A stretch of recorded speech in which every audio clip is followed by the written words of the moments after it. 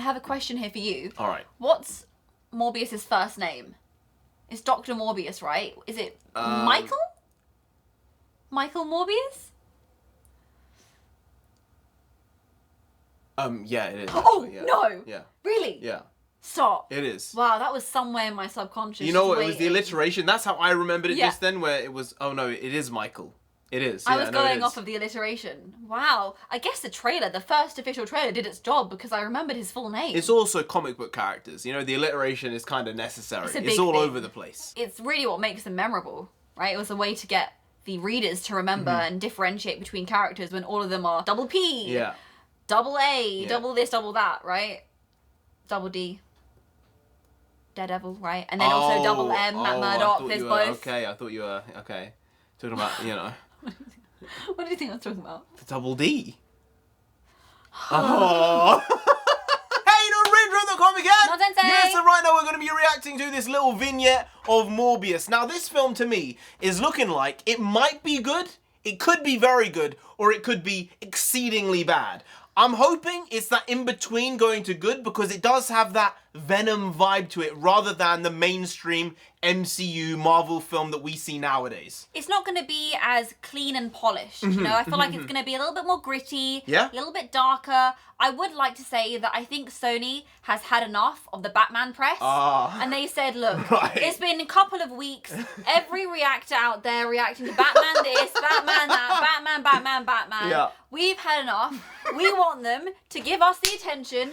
Drop it. All right. Morbius. All right, so this is coming out, I think, in March or April, so not that far off. But with the Batman coming out in the beginning of March, I guess now they need to start ramping up, putting some more stuff out. I'm expecting another teaser or trailer before the film comes out, because even though there's awareness for this movie, I don't think it's where they want it to be, and it's nowhere near the level of the Batman. Nor does it need to be, because I don't think this film needs to make $1 billion for it to be classed as a success, like the Batman probably does. But I think maybe 400-500 million, they'll say, hey, we'll take that in this market. As well as that, this might actually be connected to Venom because of that little zinger at the end of the last trailer where he did this weird Venom impression. Yeah, but the thing is, that might not be Tom Hardy's Venom. That might be a Venom from a different universe, Nah, that's Tom Hardy's Venom. That's Tom Hardy's Venom. Because that's not the Venom from Tobey Maguire's universe. So they're clearly a bit different. I think Tom Hardy's Venom and Morbius are both in Andrew Garfield's universe. They're those characters from that universe. Well, if people keep campaigning for the Amazing Spider-Man 3, you might get a little bit of all these guys coming together in a crossover. Let's get to this TV spot. Anyway, sorry, vignette. Let's go.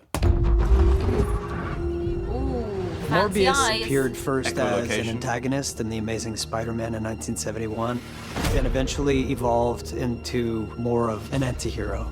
If you're gonna run, do it now. For years before that, Marvel was actually forbidden from using characters considered more on the supernatural side, so it was a really big deal when Morbius finally made his debut.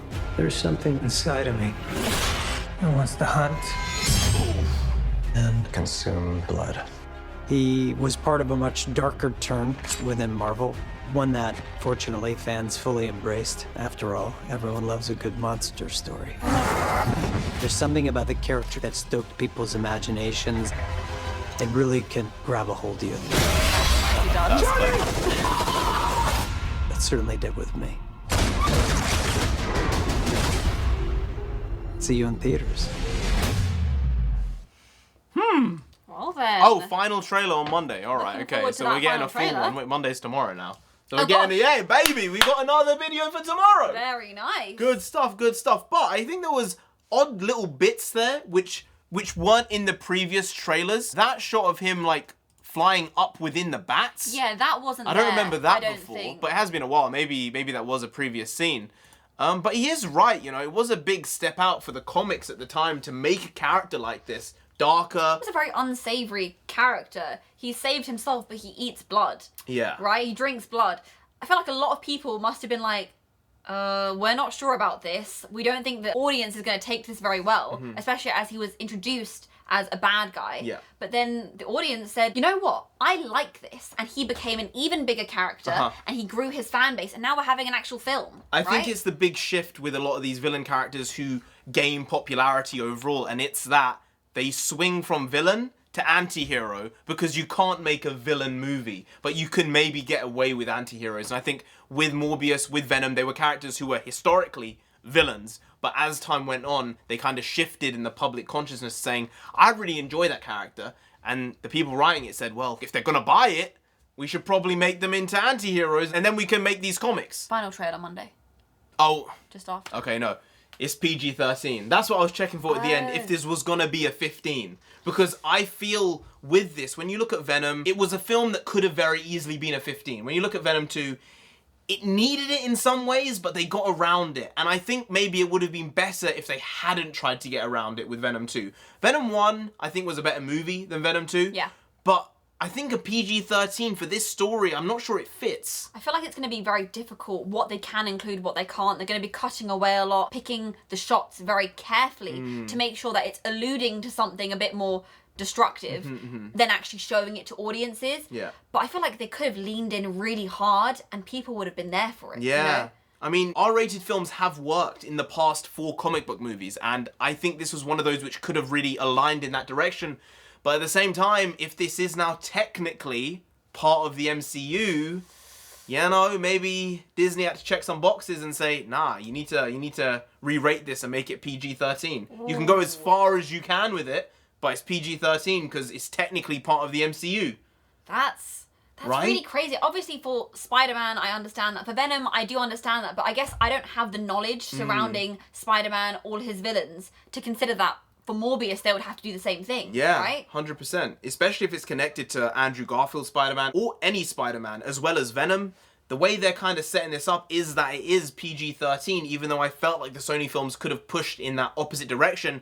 And because they are disconnected while being connected, maybe they could have gone down that route a bit more. But at the same time, money's money, and Disney is money at this point. I mean, the MCU is money, and has been for 15 years nigh on. Star Wars, less money right now, you know, dead franchise. Marvel, don't do it. Disney, don't do that with the MCU and with these films and with these characters, because, I mean, it's just stupid. And no one likes being stupid. No. No one does. No one likes being told they're stupid.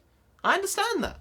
But if you do it, and you mess it up, for whatever type of reason, sticking stuff in there that shouldn't be in there, whether it's for the story, whether it's to tell a bad story, whether it's to tell weird social points for one reason or another, don't do it. Because most people don't generally like it in their comic book movies, unless it's specifically for that point. Like in the film, it's like, this is the reason why this story is like this, like Civil War. Yeah. It did have a political tinge to it because of the way it was told and because of the story they were telling. But most of them, don't do it. Just don't. Anyway, guys, if you did enjoy this video, please do like, share, comment, and subscribe to the channel down there. If you didn't, Morbius himself gonna come after you. You don't want that. Do they want that? You really don't, so just subscribe anyway to avoid that. I've been NarendraTheComic. I've been NonSensei. She's been NonSensei. You've been Graham. We'll see you next time. That's tomorrow if you don't know, make a video every single day. Been doing it every day for over 1,000 days now. We ain't stopping till we get to 10,000 subscribers. So do subscribe. Pop back again tomorrow for some more quality shitty content, because hashtag never not here, just how it goes. Also bring the pakwas. Pakwas means nonsense in Punjabi. We also bring that. Bring a lot, bring a little, do a lot, do a little, but we do indeed bring the quality of shitty content on a daily basis. So see you tomorrow. More of the same, slightly different, but essentially the very same. Once more. See you then. Skadoosh.